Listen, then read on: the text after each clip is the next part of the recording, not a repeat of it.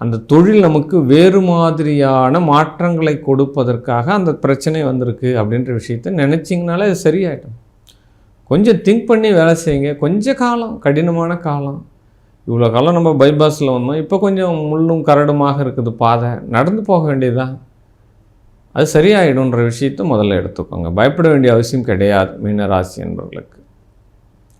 ஏன்னா கேந்திரத்தில் சுக்கிரன் வருகிறார், கண்டிப்பாக ஏதோ ஒரு வழியில் உங்களுக்கு அனுகூலம் பண்ண போகிறார். ஏன்னா முயற்சிகள் திருவினையாக்கக்கூடிய ஒரு காலமாக இந்த காலம் நடக்கப் போகிறது, நடந்து கொண்டிருக்கிறது அப்படின்னு சொல்லலாம்.